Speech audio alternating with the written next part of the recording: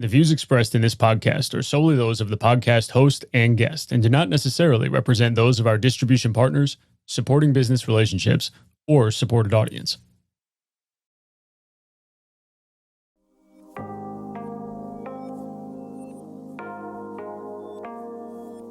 Welcome to Transacting Value, where we talk about practical applications for instigating self-worth when dealing with each other and even within ourselves, where we foster a podcast listening experience that lets you hear the power of a value system, from managing burnout, establishing boundaries, fostering community, and finding identity.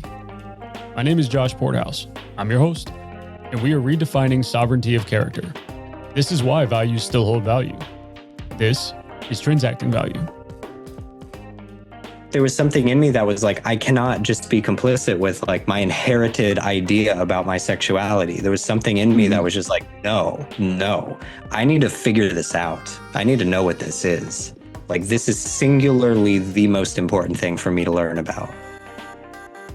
Today on Transacting Value, what do you do when it's uncomfortable being vulnerable? Probably freeze up. But what impact does stress have on that? And can it help the process? More importantly, what does it do to your relationships with yourself and with other people?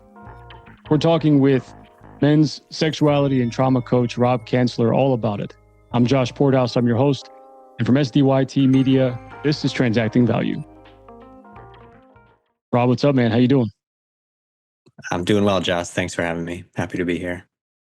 Thanks for coming on the show, man. There's a lot of things that when I first heard you were going to come on the show, I got nervous about. I don't know where this conversation's going to go. I don't know what questions you're going to ask or how the conversation's going to get diverted. And I'm going to say stuff I'm not comfortable or ready for. I have to imagine in your line of work professionally, that's a common response to knowing there's a session coming up with you.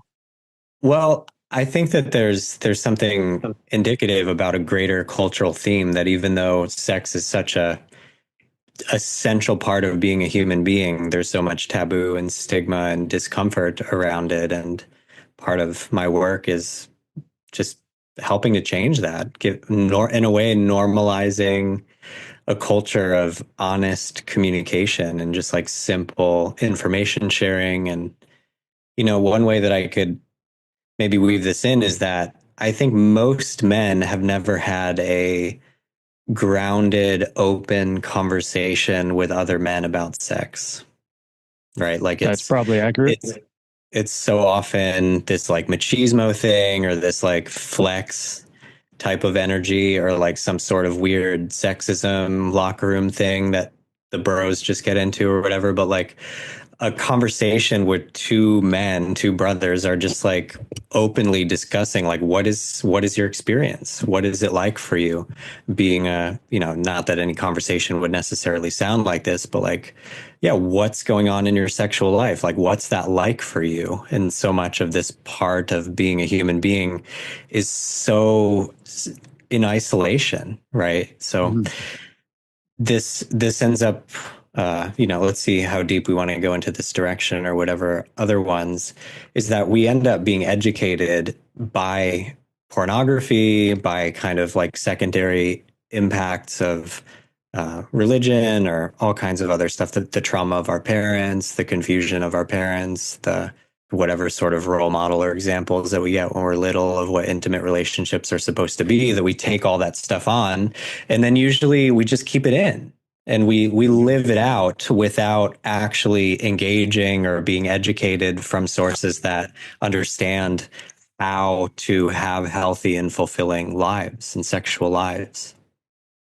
So I'm curious your, I guess, opinion or position on this, because whenever I hear topics in any sense, frame, fashion, scale, or scope about sex and sexuality, it's always physical. And I don't know that it is. In fact, I don't think that it is. However, that's generally the connotation. And maybe that's why a lot of these cultural considerations about, let's say, conversations about sex and sexuality, especially among men or even just between two dudes, is such a weird, sort of uncomfortable conversation topic. Because you're talking about physical stuff that now neither of you can relate to. There's no grounding because it's not physical between the two of you. Hmm. It's mental or cognitive or behavioral, maybe, but that's it. And so, how do Hmm. you talk about something in common when you have none of it in common? And it's Yeah. all based on empathy, right? And I think that's a difficult thing to do. However, before I get to that, how do you get into something like this? Can you just take a couple minutes and explain to me Mm. for a second who you are, where you're from, what sort of things are shaping your perspective on the world to make this a career choice? Sure. Yeah. And in a way, I heard somebody say this once, and it does resonate that I hear a lot of folks talking about like choosing their life path or figuring out what they want to be when they grow up or whatever. And I feel like my life in many ways hasn't given me the luxury of that. And Hmm. I don't know. I don't know if this is just like language communicating something intangible, but I often feel like with this particular career path or whatever in so many areas of my life, it feels like this has just been the path, that it would almost be weird if I didn't end up here, given who I Well, am that's and what has interesting. happened to me. Yeah, like it's not like I woke up one day and was like, oh, I want to like pursue sex education or whatever as a career. It was more so that like this was just the trajectory of my life. And here I am 35 years later in this position where people refer to me as whatever titles might be appropriate. Um, but yeah, your question, I don't mean to discredit it. I think it's a worthwhile thing to give people context how I ended up in this position and why I'm talking to you with the premise like set up this way. That's So interesting. Yeah. yeah, it's unusual. You're right. I think that Yeah. for a lot of people, yeah, they have a similar question. So I can say that like from a young age, and I don't know that I would have put words to it until pretty recently in the way that I'm about to. I just had this sense that the thing that I was told sex wasn't true. Like it wasn't a complete answer to like what is sex and how is it relevant and how do you do it and like what is this about, that I was, as we all are, informed about this through all these different sources. And there was just something in me that was like, I don't buy it. Like, I don't think that we understand this. This doesn't satisfy some sort of intuition that I have about this subject. And that combined with a couple other factors, one of them I would say is like insecurity and probably unworthiness, like something in me that was like the way that I'm going to get love and belonging is to like solve the puzzle of female emotional and sexual needs. That the way that I'm going to get love and belonging and security and find my place in the world and have people like me and to have access to community and family and all that or whatever is I'm going to hack this thing and thus I'm going to be okay. Right. Like I Right. remember that. And I think this is really normal to a certain extent. I think that young men, especially, but probably all men, especially with a new lover, that we want to be impressive. We want Mhm. to show that we are beautiful and valuable and that we're unique and can provide something special for a woman. I think this is a very normal part of the male experience is wanting to offer something meaningful to a woman in sex, especially at the beginning of a relationship. And I think that I took that to a pretty unusual degree of like I need to know, like almost as like an obsession. Like how do I learn about this subject? How do I become a wholly satisfying lover, even like better than anybody else, so that I potentially contend with this deep sense of unworthiness and Mm. self-hatred, frankly. Where, yeah, where, and again, you can be as vulnerable as you want, but where does something like Yeah, that yeah. come from? Because it doesn't sound uncommon to me. Yeah. So I've worked with people a lot with deep stuff related to developmental trauma and how we all kind of end up as delightfully up as we are. And it does seem like at the root of it, and when we start talking about trauma, especially folks who haven't been exposed to these conversations, they typically think of like what folks in the like therapy world or the trauma healing world say is episodic trauma, like something that, for example, like people that experience PTSD because of being in active duty and like see something really extreme or experience something really extreme, that we could say that is like episodic trauma, like that's something happened, like there was an incident, and yeah, something really intense happened and the system is rocked, and it takes a unique approach to integrate it. The more prevalent kind of trauma, which sometimes can be kind of crazy making because it's difficult to validate, is neglect.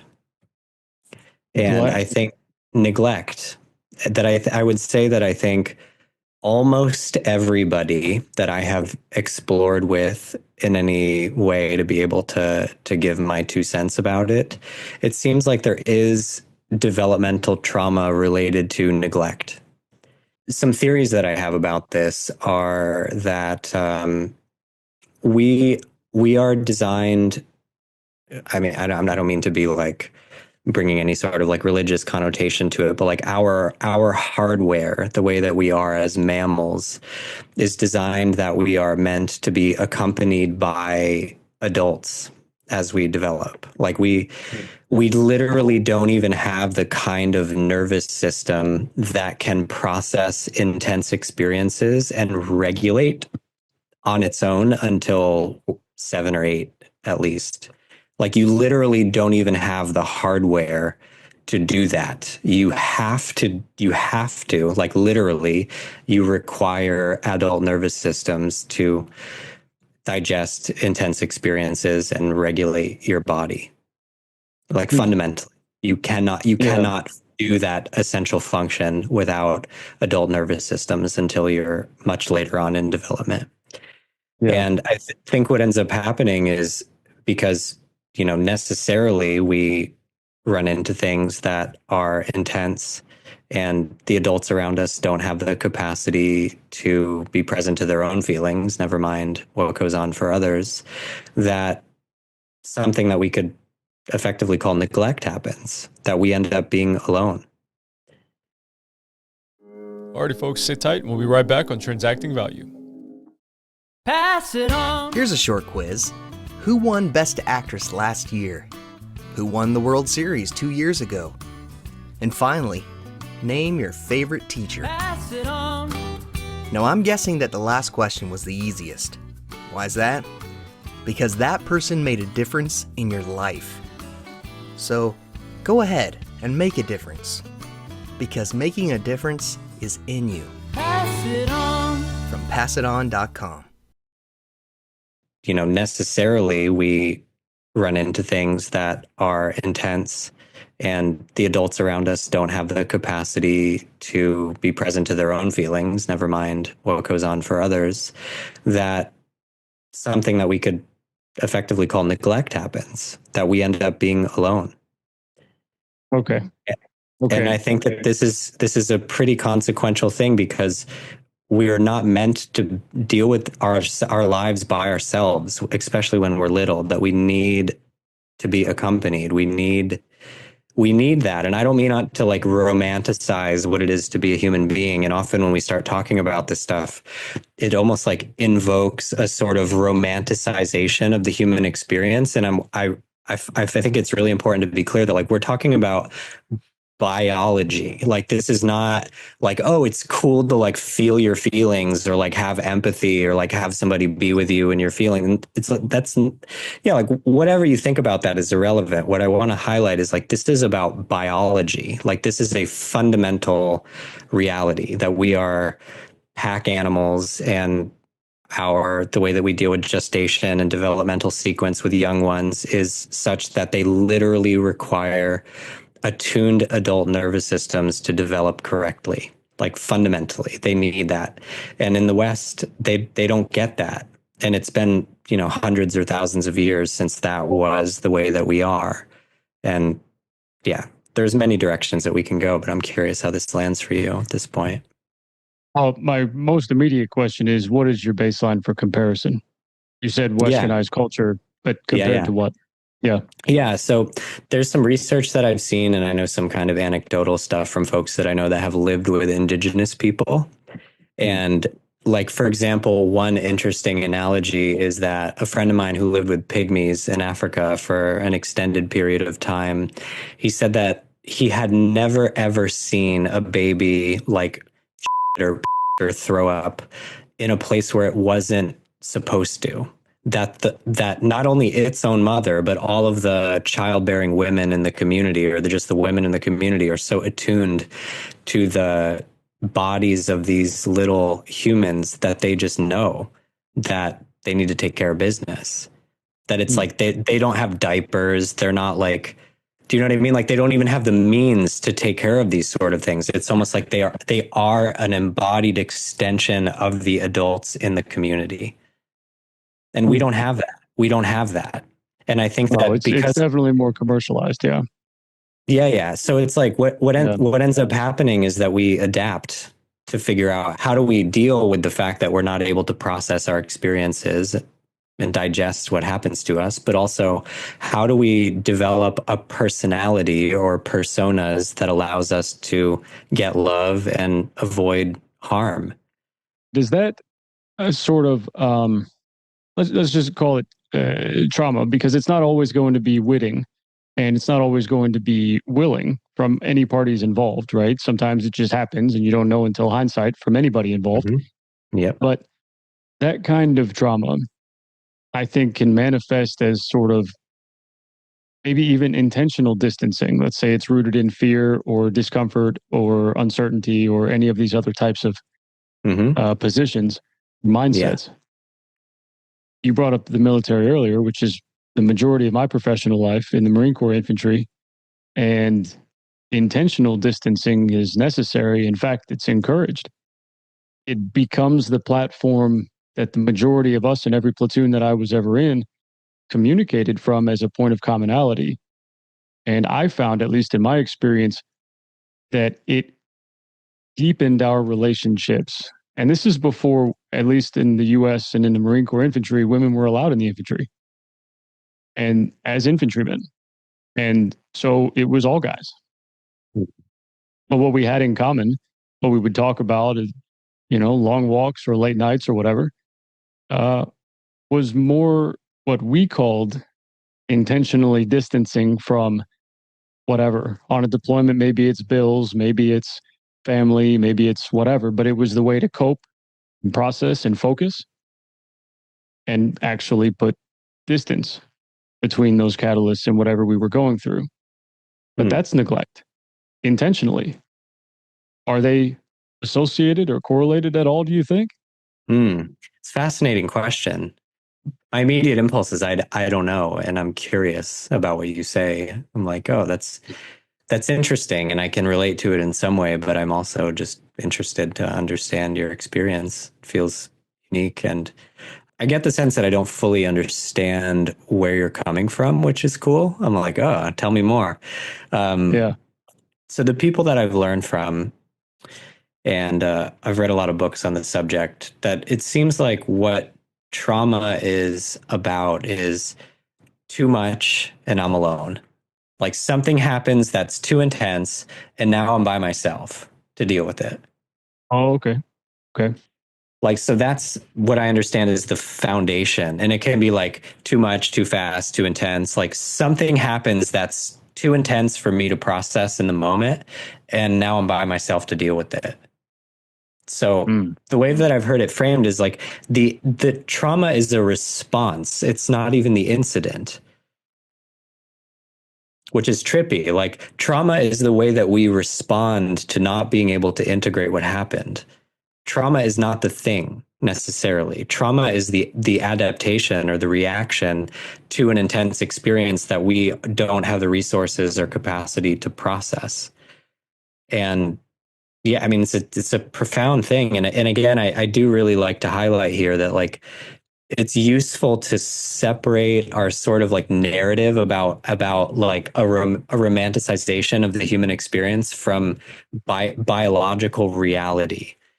Because it's like, it's easy to be like, oh, well, like, that's not how I am. But it's like, you're a mammal. Like, that's how your nervous system is. It's not like, I understand that there's like personality variation and that there's value of like stoicism and that people have incredible will and skills for navigating life and all of that. But the reality of like when we have experiences that are too much and then we are just isolated, that changes the brain. It changes the nervous system. It changes the way that we are, because we have to carry on with a part of us not being integrated. That there's like a fragmentation. We have to proceed to live by having a construct of a personality that has this other thing like bolted onto it that's not integrated. Where it's like something happened to me. And like I don't know how That's to what I'm include talking it in about. who I am. Yeah, and it's like the thing that most people are carrying isn't related to war or combat. It's related to, I was a little kid and I was by myself. And I was scared and confused and angry and sad and happy and inspired. And I wasn't supported to meet that and to have that proliferate, and that is traumatic. It is traumatic. And again, it's like, it's traumatic on the level of biology, on the level of the nervous system, not on the level of like, oh, that was such a, like, was it a bad thing? Was it not? Like that conversation can get really intangible or like opinionated. And I think the thing that's like, this is the reality of a biological system is a much easier conversation to have, because it necessarily kind of strips from opinion. It's just like, it's a body, like that. It's just a nervous system. That's how it works. Okay. Well, then let's talk a little bit more objectively grounded about some of these things. Stress, for example. Cortisol spikes, hormones go all different directions and levels for any random periods of time. And one of two things happen, right? You either can't focus or you can. I think interestingly, both of them are a response to whatever traumatic event occurred. And it's all the same catalyst. I don't know what to do here. Tunnel vision. And then you process, to whatever the extent is after the fact. Yes. So what is your opinion on the impacts of a high stress environment, occupationally, circumstantially, qualified how you want, on somebody's objective, maybe biological ability to regulate themselves, to better align and identify as themselves again, or at all? It's a cool inquiry. One thing that comes up is flow, like flow states, right? Like how, from my experiences, I would say that there's two categorically different kinds of flow. One of them is like based on adrenaline, and the other one is based on just kind of like being in the pocket, and just like the way that like jazz musicians are just, they're just in the pocket. And yeah, that's interesting. It's something that I think we'll understand more about in the next years as there's more research. But there's experientially, it seems like there's two totally different kinds of flow that have commonalities but are very different. One of them is like cortisol and adrenaline, so you're like super focused because often there's high stakes, and if you up, it's not okay. Like if you're like on a mountain bike going down a hill really fast, you don't have ADD anymore, because you're not gonna be okay.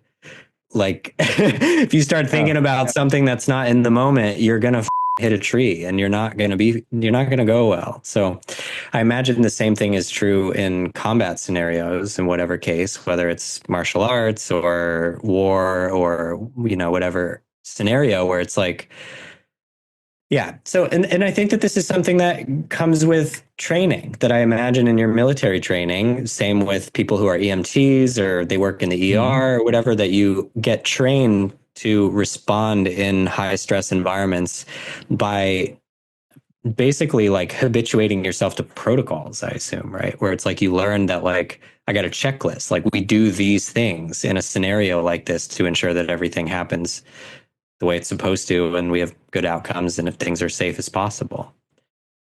Alrighty, folks, sit tight and we'll be right back on Transacting Value. Tired of feeling stuck? Yearning for a deeper connection? Soma Wisdom's Men of Substance program empowers you to unlock your full potential. Through transformative workshops and personalized guidance, we help you cultivate sexual integrity, navigate relationships with honesty and respect, emotional depth, connect authentically with yourself and others, spiritual awakening, discover your true purpose, and live with passion. Men of Substance is your path to a more fulfilling life. Visit hdbedroom.com. That's hdbdrm.com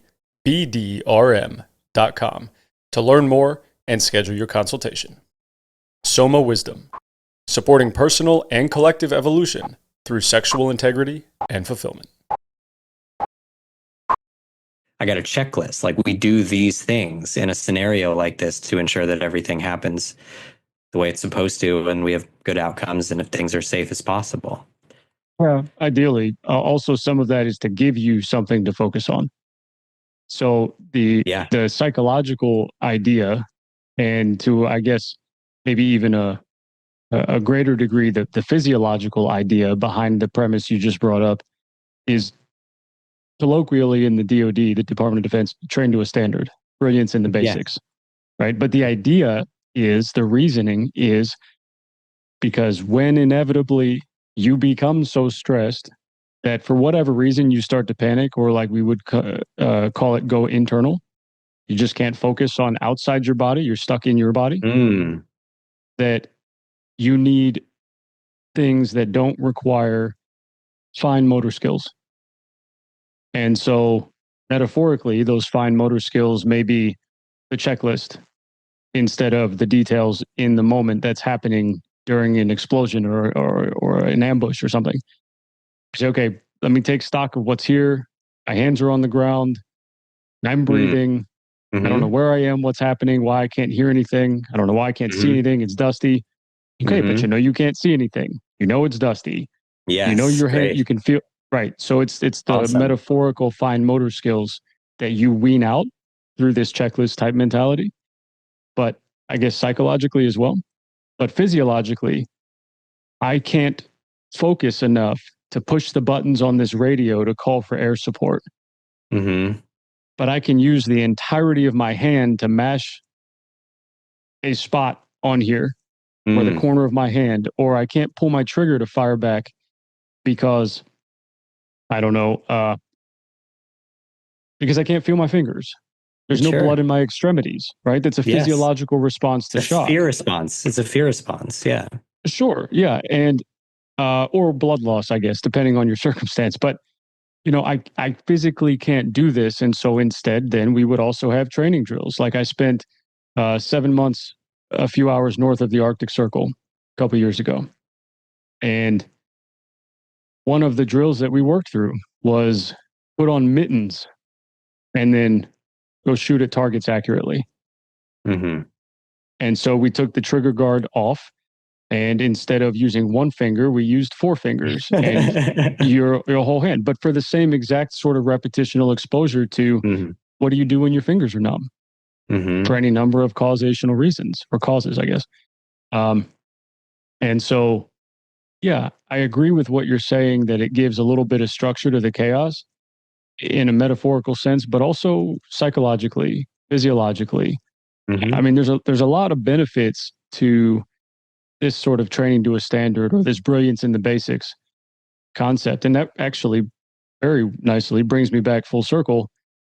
The basics, I think, of communication, like you said earlier on, is honest communication in conversation and simplified information sharing.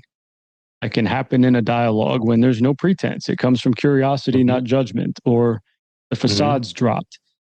And so when I hear you say things like 2 men talking about sexuality, okay, What's that look like? What's the Mm-hmm. list of things we're going to discuss then? It's just like what's on the menu today, Steve. Mm-hmm. You just break it down and talk. And it changes everything because there's not like this conversation, there's not judgment, there's not a pretense. It's just an honest conversation with simple information sharing. Mm-hmm. And so, how do you do that with what I'm assuming, at least the first time, total strangers? It's a great question. Yeah, like part of the premise of the work that I do is we begin with context setting. So I had a formative experience. I lived in Germany for 2.5 years, something like that. And one of my flatmates, when I was living in Berlin, he he learned about what I do and what I was interested in, and he, from just like a place of innocence, like almost like his little boy, came out and he's like, "We teach me some stuff." Like he was like, and my response was like, "Sure, man. Why do you want to know? Like, what do you want to know, and why? Like, why do you want to know more about sex?" And he was stumped. I remember he was just like, "I don't know." And I sat with him for a minute and I was like, well, let's think about it. Like, why do you want to learn more about this subject? Like, why do you like it? And I think this is very common, that he was just Yeah. puzzled and he was like, I don't know. I don't even know why I'm so interested in this subject.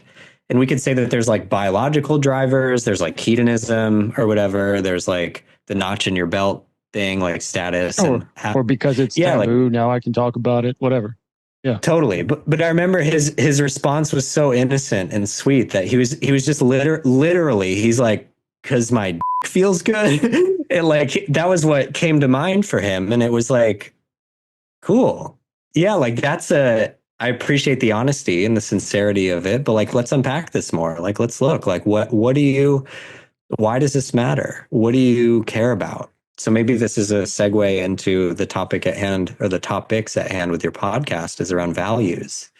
Mm. So for me, what is at the center of my work is this inquiry around sexual integrity and integrity in general, where I would say that I think about integrity not from the perspective of like morality or whatever, like ethical considerations, the way that that word is usually used.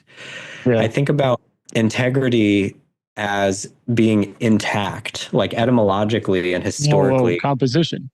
Yes, exactly. So Yeah. etymologically, the word integrity means like wholeness. Mm. So this is huge. When we start to have a conversation about sex from a place of like, how do I be intact as a man? Like, how do I have a sense of energetic wholeness as a human being with regards to this thing called sex and sexuality, and the fact that I have these biological drivers and emotional drivers and energetic drivers and the hormones and all this stuff? Like, what do I do to be in integrity with the reality of being a man with regards to sex? And that to me is the premise of the conversation that I have with people. It's, which can include like technique and understanding orgasm and understanding women. And, a lot people typically come with like the same issues. We can get into it in a second, but like, the typical that you would imagine, like people are like, my doesn't work, like ejaculation and erection concerns, or they have performance anxiety, or they want to understand female pleasure and orgasm, or they want more sex or better sex, or they feel like their partner is like too modest, or it's her issues that are the reason why Mm-hmm. we don't have a better sex life. Or like it's just the same. I hear just the same couple things, like almost always. It's just the same few things. And when we address all that stuff, and we orient to it from the perspective of integrity, because it's like there's so much more energy to change things and to do deep work and to create new habits and to infuse our heart and our intentions into the way that we make love and hold this part of our life and our most important relationship, from an understanding of what really matters. Where it's like when you Mm. connect to the why, like the sense of like, we talk about this term formative intent, where it's like when you can really connect to like, this is like the deep meaning that I have for my life and for my sexual life and for my relationship, then it's so much easier to be like, okay, does this match or does this not? Is this an integrity issue, or is this the way that I'm supposed to be in the world? For example, like some of the language that comes up a lot for me and for other people is like, it's about an expression of natural love. It's an expression of aliveness. It's an expression of like my aliveness and my primality and the impact that my woman has on my vitality being circulated back to her as an expression of love and adoration for her and for her beauty and for her dedication to me and for my dedication to her. That it's like, that is a profoundly energizing reason, let's say, to investigate what are we doing or what don't we know yet, or how beautiful could this really get? Because it matters. Like, it matters. Because this sense of like, do you want to just be a better lover? That usually kind of goes into more like egoic things, or like a little more superficial in comparison. Exactly. Yeah. Like hedonism, right? It's either like, I want sensory indulgence or ego indulgence. Or on the other side of it, which I think is something that people don't realize as much as it actually is the case, is that people use sex and ejaculation as a means for regulation. That they use it as like endogenous drugs, basically, where like your body has the capacity to release pent up tension and stored emotion that we don't know how to release on our own by ejaculating. So like, that's what people do. And they don't realize that like, it is in effect an addiction. It's basically like the body does not know how to regulate and come back to equilibrium. So I can do this mechanistic release thing called ejaculation that releases some tension in my body and in my pelvic floor that I don't otherwise know how to regulate. And I also get to experience the kind of endogenous chemical change that happens in my brain when I ejaculate. And I don't think these things, you know, like I respect that we come up with these adaptations or patterns because they serve a purpose, that they're really, you know, they're in a way, you could say, in their ultimate reality designed to like get you to a place where you have new resources and a better way of living. But most of the time people's addictions don't do that. It's just like they get in a habit, and it's often super destructive, or at least not constructive. Like, it's not aligned with a deeper sense of integrity and what really matters to them. But they just get in it and they just live in this old information, and they don't realize that there is, or there could very easily could be, a different scenario. So this comes back to the thing of trauma, where like a lot of it is just like there's old information playing in a nervous system, and we habituate to it, and then we think it's our personality, and then it gets very difficult to change because we don't have any real reason to. It's like complacency, right? Where it's like, it's okay, I can just live like this and it's fine. And I think that this is such a big problem. And I see this as a big issue with men specifically, that there's almost like this like coolness or this nonchalance that's almost like a big part of especially the American male ego persona thing. It's like, it's cool to like just be chill and be cool with things. And like, there are some people that I know where like the thing that makes them so successful is that they insist that they're really like, this is not okay. Like, I am absolutely not going to stand for this being my life or the life of people that I love or a situation that I observe in the world that's not cool. It's not okay. I will not stand for this. And it seems like this is very counter this thing that I think our anger is a really important driver to be like, cut the something needs to change. That there's this thing that happens with a lot of men, especially younger men. Well, I don't know. I don't know if younger or older generations have it more or less. Definitely very different and significant. Thinking of like my dad's generation and like younger dudes that I know at the gym, that it's almost like there's this sense of like, the way that you be cool and respectable is by demonstrating that you're like emotionless and have like a nonchalance about everything. And I think that's actually an expression of like losing our aliveness. It's a kind of disembodiment, that we don't think it's safe to be in our bodies, where our like the body intelligence, like there's like anger is supposed to help us move through things that need to change, or to say stop, or to be like, no. Alrighty, folks, sit tight and we'll be right back on Transacting Value. This message is from the U.S. Department of Veterans Affairs. VA disability compensation is open to veterans with a disability rating of 10% or more. Veterans may qualify for more than $4,000 a month. Those with a disability rating of 10% or more also get free or low-cost VA health care. If you have a disability rating, you can apply for a rating increase. Learn more at va.gov/disability. Anger is supposed to help us move through things that need to change, or to say stop, or to be like, no. And we think that, yeah. Well, I was just going to say that a lot of that distancing isn't always intentional.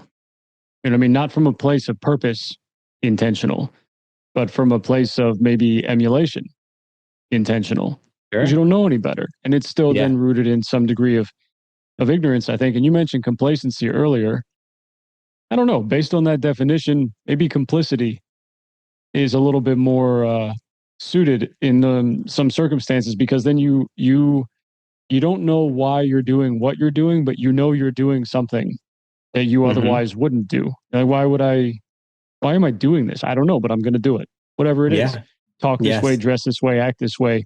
Yes. You know, because you get put into a position where you just don't know if there's a right way or an appropriate way to respond to something. Yes. So this circles back to the thing that I was saying about, like, how did I end up in the position that I'm in, which I think I can come back to this more, is that there was something in me that was like, I cannot just be complicit with, like, my inherited idea about my sexuality. There was something in me that was just like, no, I need to figure this out. I need to know what this is.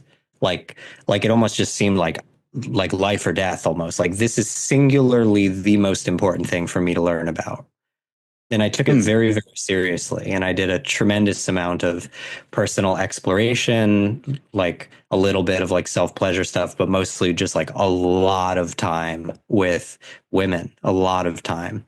And I've had some amazing teachers and different kind of spiritual traditions and some true mystics, like real spiritual practitioners that are almost like a different version of a human, basically. That have given me some keys and opened the doors, because previous to meeting some of these people, and also previous to the things that I just stumbled into in my own sexual explorations, I had no context for at all. Like, I didn't even know that that was a thing.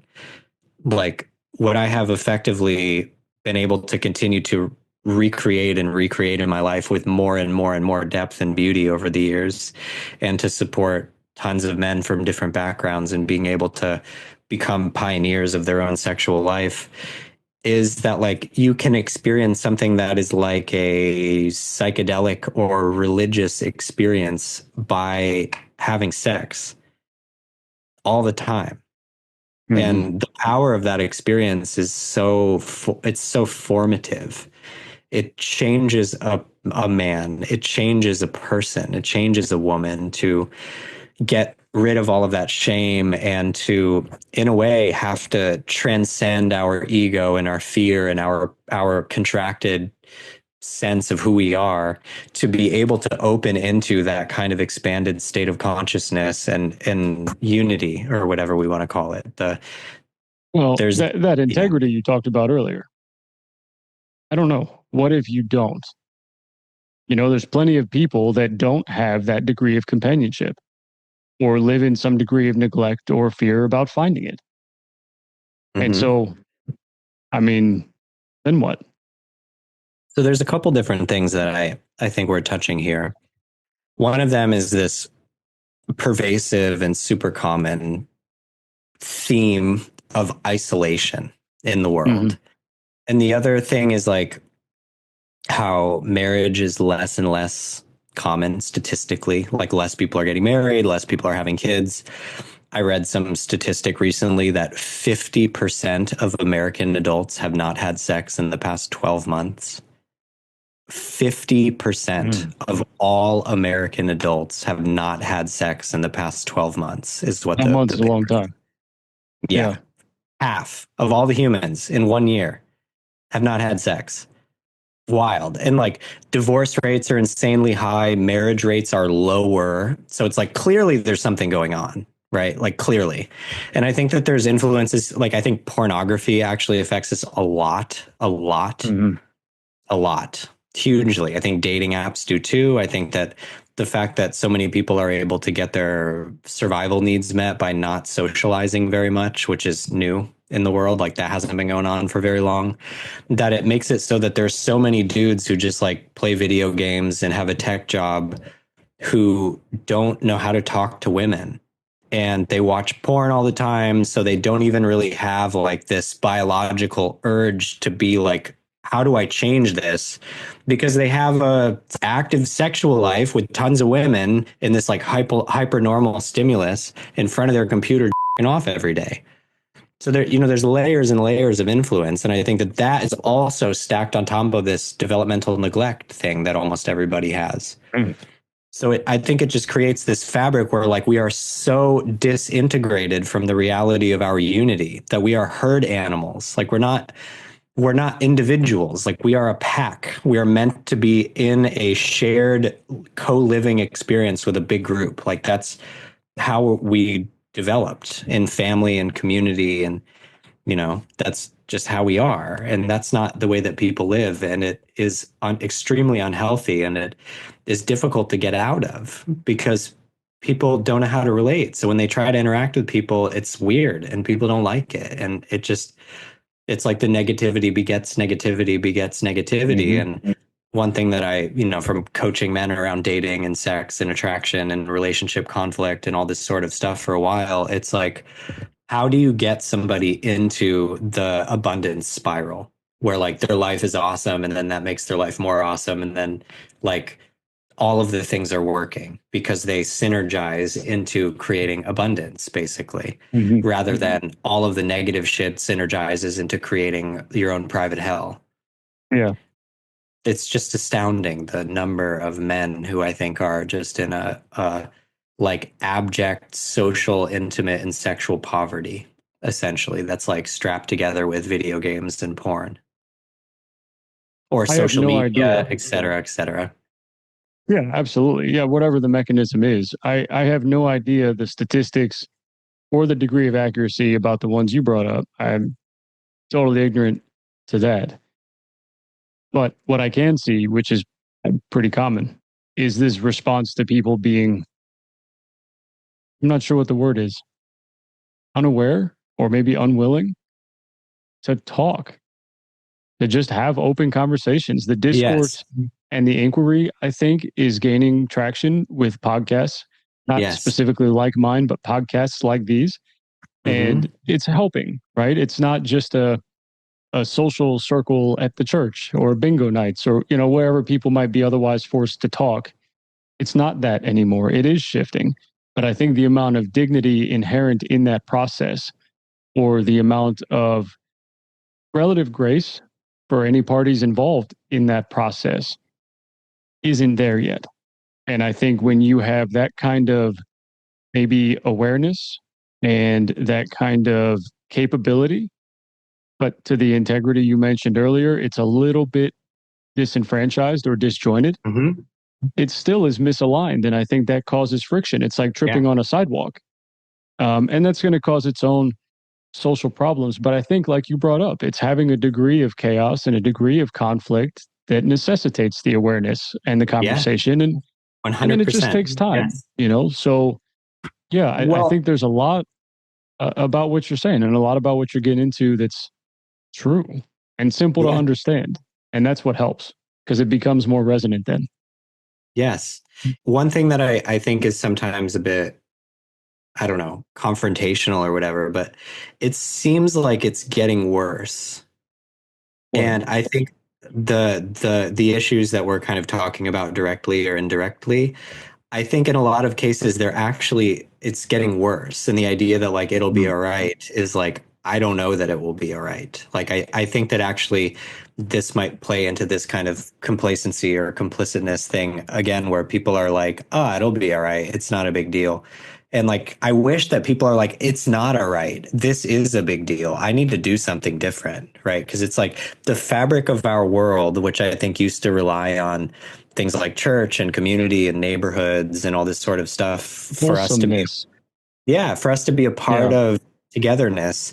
That stuff doesn't exist. Like people don't know their neighbors. They don't go to church. Like that's not normal for a lot of people. I mean, some people have great neighborhoods and amazing church communities and all that's beautiful, but it's not the norm and it's less and less common. And I think that this is really important for people to realize, especially as it seems like younger generations are moving away from alcohol. So this like community hearth of the pub or whatever isn't there anymore, right? Like people don't go out drinking anymore. So it's like more isolation, more and more isolation. And it's sad, you know, it's like in a way, yes, we could argue that like people drinking less is a good thing, but because that means that we don't have like a community hearth anymore, it's like how do we replace that? If we don't have church and we don't have drinking, how do we have intimacy and community? What are we doing now? What are we going to do Well, instead of church and drinking? yeah, I think somewhere between the social aspect that digitized media provides Yes, and the societal benefit that broadcast media can provide is 100%. becoming more the supplement. But you talked about the gym earlier. I'm sure you can attest to it as well. Like any other supplement, the more you swap out steaks for shakes, the more problems you have. And it's just going to compound until you go back to Yes. steak. You know, it just, you can't Yes. beat natural Yes. diets. And so, So it's like, I love what you're saying. Don't mean to interrupt you, but I'm please, enthused. Go ahead. Oh, all right. Well, I was going to say like steaks or shakes. I would say that the equivalent to that is like social media and porn or interacting with women. Like, right. and it's tricky because it's like I socialize with podcasts. I socialize by even watching personal development content on social media where it's like, yeah, but are you actually relating to people? Are you being in your body? Are you experiencing intimacy and meaningful interaction with the brothers and sisters in your community? Like that Or is rejection so or failure or vulnerability same. Yeah, or it's par for the course. All any that. Totally, spectrum. man. Hell yeah. Yeah, And I absolutely. think that this one of the issues that when you said that like people just need to be honest. And I agree. I think that communication is so important. But I think one of the issues is that people don't understand themselves enough to be able to take advantage of opportunities for connection. And often this is from my experience of teaching dating a lot, is like men have this habit, not all men, but a lot of men have this habit of when they're in an interaction with a woman, they try to almost like say why they're cool, right? Where it's like they like flex about like all these things that are awesome about their career or their Uh, life or their personality. And it's like it's so off-putting and it's immediately just kind of like okay, like I've seen so many women that are trying to just, you know, be kind and accommodating are just like okay, like you're giving me your CV expecting that I'm impressed and I don't want this right now, you know. Yeah, so I do think that there's something about like self-awareness and social awareness and communication skills that it is often really beneficial for men to take seriously, that you might not know though, you might not have those skills unless you make a concerted effort to develop them. And especially, you know, I think that people that are in like hospitality and service professions or sales professions might by nature have more social skills and more capacity for calibration and empathy and understanding, or especially if you work in mental health or whatever. But I think that it's very valuable for men to not take for granted how little skill they have in understanding how to socialize and how oh valuable it yeah, might be to develop those skills. that And I is, see that's this that a lot of people think that like if I just get really fit and I like focus on my business or whatever, that like the issues that I have with women or with sex or with my relationship are just going to work themselves out. And that's wrong. Like that's not true. In some cases that, you know, you can build fortitude and discipline and build character by, you know, having a serious fitness practice or like being an entrepreneur or whatever. But in most cases, people get to the end of that road and they realize that they're still unhappy and they don't understand so much about what they want and how to create it. And I do think that there's such a huge blind spot around sex and intimacy and dating and communication and community and all this sort of stuff where people just don't know that they don't know. And they just somehow just continue to live in isolation, and eventually we'll all be dead. So it just seems to me like it is really valuable to take seriously that, like, maybe I don't know the things that I need to know to be able to have a life that I would feel truly whole for me. Oh, and then we're back, I guess, ironically, full circle to your wholesome point about identifying anything in conversation, context, construct, concept from a place of curiosity, not judgment, and being able to develop some degree of dignity through the process. I mean, you can't, I guess in the last couple minutes we have, you can't look in history, any eon, any culture, any generation, without seeing the same circumstantial cosmic lessons of humility is going to help you out in life, or reality will introduce it to you. You've got to treat people the way you want to be treated, right? Be dignified in your praises and be graceful in receiving dignity. Same sort of, I think, appropriation to the concept.